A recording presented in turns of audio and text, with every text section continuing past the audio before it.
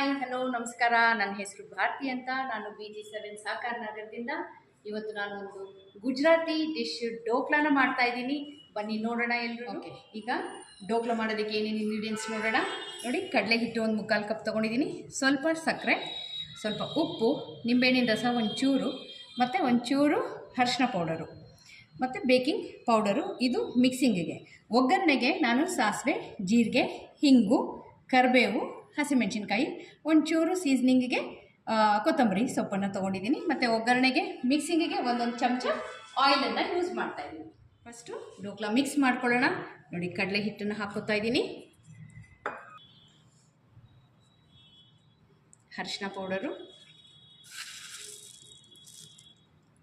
Sugar 1 ಚಮಚ, salt ರುಚಿಗೆ ತಕ್ಕಷ್ಟು ಒಂದು ಸ್ವಲ್ಪ ಹಾಕ್ಕೊಳ್ಳೋಣ. ಓಕೆ, ಮತ್ತು ಇದು ನಿಂಬೆಹಣ್ಣಿನ ರಸ ಒಂದು ಅರ್ಧ ಚಮಚದಷ್ಟು, ಮತ್ತು 1 ಚಮಚ ಎಣ್ಣೆಯನ್ನು ನಾನು ಬಳಸ್ತಾ ಇದ್ದೀನಿ. ಈಗ ಇದನ್ನು ಸ್ವಲ್ಪ ಸ್ವಲ್ಪನೇ ನೀರು ಹಾಕ್ಕೊಂಡು ಮಿಕ್ಸ್ ಮಾಡ್ಕೋಬೇಕು. ನೋಡಿ, ಚೆನ್ನಾಗಿ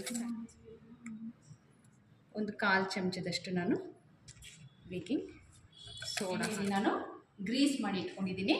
ಈಗ ಈ ಬ್ಯಾಟರನ್ನು ನಾವು ಇದಕ್ಕೆ ಹಾಕೋತೀನಿ. ಓಕೆ, ಸ್ಟವ್ ಹೊಡಿಸಿದ್ದೀನಿ, ರೋಸ್ಟ್ ತೊಗೊಂಡಿದ್ದೀನಿ, ಸ್ವಲ್ಪನೇ ನೀರು ಸ್ಟೀಮಿಂಗಿಗೆ. ಈಗ ಸ್ಟವ್ ಹಚ್ಕೊಂಡ್ಬಿಡೋಣ. ಓಕೆ, ಈ ಬ್ಯಾಟರ್ ರೆಡಿ ಆಗಿರೋ ಬ್ಯಾಟರನ್ನು ನಾವು ಇದರಲ್ಲಿಟ್ಟು ಸ್ಟೀಮ್ ಮಾಡ್ಕೊಳ್ಳೋಣ. ಸ್ಟೀಮಿಂಗಿಗೆ ನಾನು 10 ಮಿನಿಟ್ಸ್ ಆದರೆ ಸಾಕು. ಆಡಿಯೋ ಥರ ಬಳಸ್ಕೊಳ್ಳೋಣ. 10 ಮಿನಿಟ್ಸು ಸ್ಟೀಮಿಂಗ್ ವಿಂಡೋಲಿ. ಓಕೆ, 10 ಮಿನಿಟ್ಸ್ ಇಡ್ತೀನಿ, ಸೆಟ್ ಮಾಡಿದ್ದೀನಿ. ಈಗ ಒಗ್ಗರಣೆ ಮಾಡ್ಕೊಂಡ್ಬಿಡೋಣ. ಅದಾಗೋಷ್ಟರಲ್ಲಿ ಈಗ 16 ಲೋ ಇಟ್ಟಿದ್ದೀನಿ. ಒಂಚೂರು ಎಣ್ಣೆ 1 ಸ್ಪೂನ್ ಹಾಕ್ಕೊಂಡಿದ್ದೀನಿ, ಮತ್ತು ಅದಕ್ಕೆ ಸಾಸಿವೆ ಜೀರಿಗೆ ಹಾಕ್ಕೊಂಡಿದ್ದೀನಿ. ಓಕೆ, ನೋಡಿ, ಸಾಸಿವೆ ಜೀರಿಗೆ ಚಟಪಟಾಯಿಸ್ತು. ಈಗ ಇದಕ್ಕೆ ಒಂದು ಸ್ವಲ್ಪ ಹಿಂಗನ್ನು ಹಾಕ್ಕೊಳ್ಳೋಣ, ಕರಿಬೇವು, ಹಸಿಮೆಣಸಿನಕಾಯಿ ಹಾಕ್ಕೊಳ್ಳೋಣ.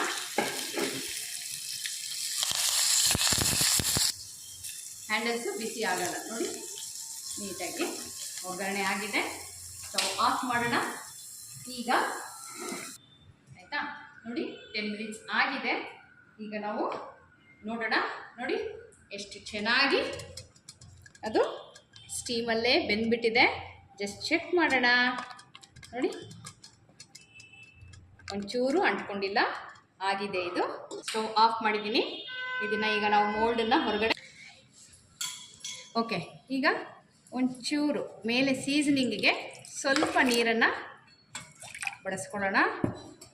ಇದರಲ್ಲಿ ಒಂದು ಸ್ವಲ್ಪ ಸಕ್ಕರೆ ಹಾಕ್ಕೋತಾ ಇದ್ದೀನಿ, ಒಂಚೂರು ಚಿಟಿಕೆ ಉಪ್ಪು. ಆಯಿತಾ, ಇದನ್ನು ಆಯಿತಾ, ಸಕ್ಕರೆ ಕರಗಿದೆ. ಈಗ ನಾವು ಈ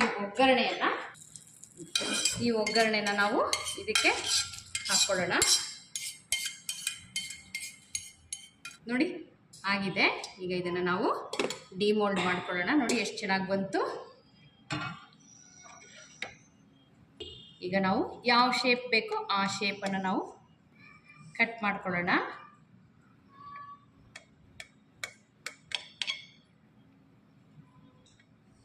ಎಷ್ಟು ಸ್ಪಾಂಜಿಯಾಗಿದೆ. ಈ ಒಗ್ಗರಣೆ ಮಾಡ್ಕೊಂಡಿರೋಂತಹ ಈ ಸಿರಪ್ಪನ್ನು ಇದ್ರ ಮೇಲೆ ಹಾಕ್ಕೊಳ್ಳೋಣ.